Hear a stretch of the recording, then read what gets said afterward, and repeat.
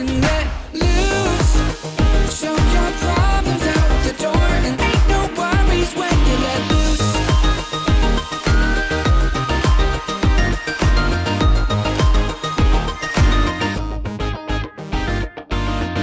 Hey guys, it's Claire and welcome back to my channel. Today we are going to, why are you laughing at me?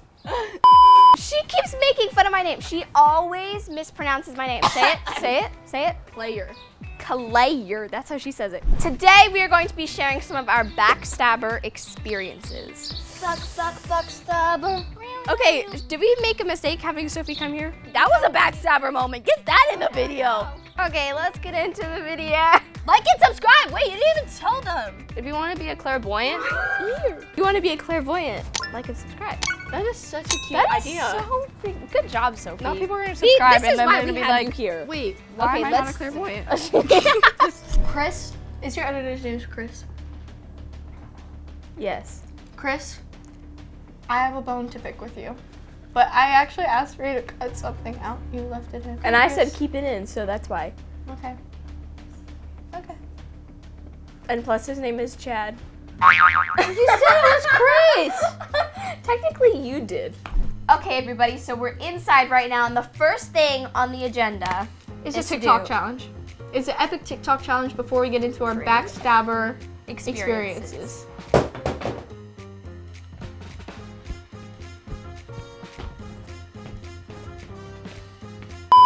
And that's the end of the No. TikTok challenge. Okay. That was just to totally embarrass you. All right, next thing that we're gonna be doing. is explaining our Backstabber experiences. Before we get into our backstabbing experiences, we're just gonna talk about how important friends are. Friends are honestly like the key to happiness or the key to backstabberness. Can go one way or the other. I think friends are really important to have in your life because if you're going through something that's like really weighing you down, you need someone to bring you back up and like put your head back on your shoulders, and you need someone there for you, I feel like. In some cases, people could backstab you, it's true, but it's better to take the chance and to have fun than to not have friends at all. And I think friends really are just a great and important thing in life, and to make memories too. What about you? Yeah, I think that friends are extremely important. Like, for example, you are really important to me in, like my life. You've always been there for me, and I feel like friends are just a great way to kind of be yourself, just like around them, Because I can be crazy around Sophie and she won't care. For real. And we have so many We inside like are jokes. such good friends, and why are we friends? A lot of people ask, and it's like, cause we're friends. Exactly. We kind of I don't know, it's kind of weird because we weren't that close at the beginning, but then we started getting closer, then we were pulled apart, and then we got extremely close because we don't want to be pulled apart again, Yeah. So we love each other. We've been besties Since 2018. for real. Actually, she just pays me to be her friend. What are you telling Benji that while he's sitting on the couch? But yeah, friends are a really good thing to have in your life. Claire and I are really good friends. Claire. And I, and yeah, we like friendly friends, Friends. for real. That's our song to you. Okay. Now, what are some things you've been backstabbed on? Okay, my stories have been twisted. They'll say mean things, they'll talk about you behind your back. That's happened a lot to me. Then they'll act completely different to your face. They'll go spreading lies about you.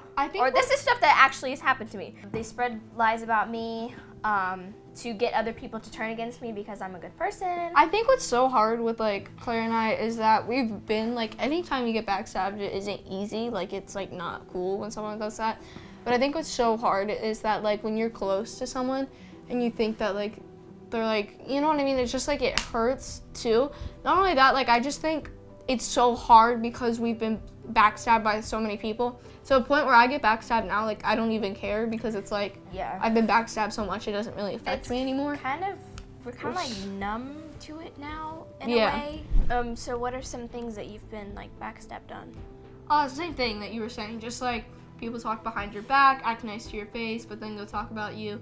My stories have gotten twisted a lot too in the past, but I just try to keep myself presentable, and like as long as I go, okay, let's say I go to someone and they were told that I was this awful person, I did this and that, then they meet me and they're like, oh my gosh, she's so nice. That's like why I love being nice, not because of that, but like you always have to treat people with respect and kindness that you would want to be treated with, because if someone is talking bad about you too and they go tell that person, then they're gonna think you're this mean person. Also, you should just be nice to people in general, like not just because of that, you should just be nice in general.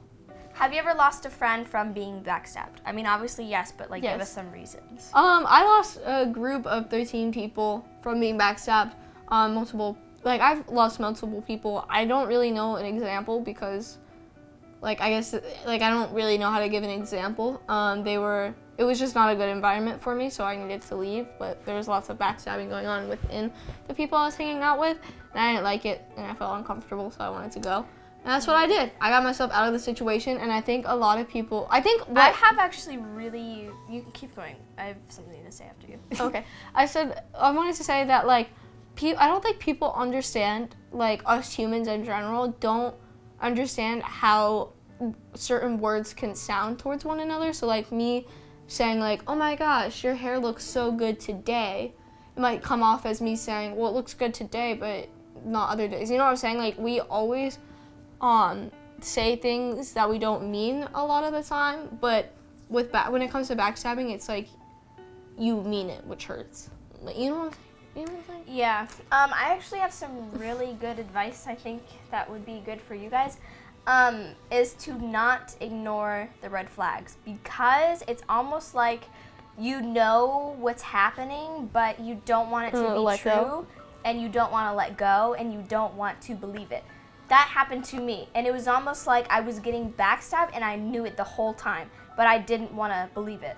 So I feel like that is really good advice for you guys, because I was confused, I didn't know what to do, but listen to the red flags, because if you see them, you believe them, you leave them. That's why they're there, for you to see them and to not ignore them. And you even know? if it's hard leaving someone, because trust us, we've been through it, if it's hard leaving someone, it's always going to be hard in the beginning. But like, you have to like just trust your feelings, and like if you get away from that situation, like I've been so happy recently from getting away from certain situations because they were so toxic and bad environments. Like I've been so happy recently, and like just in general, like I'm like happy. So like that's why you started YouTube again. Yeah, so like you need to, that's true, you need to like separate yourself from toxic situations that aren't good, because it can be draining for your mental health.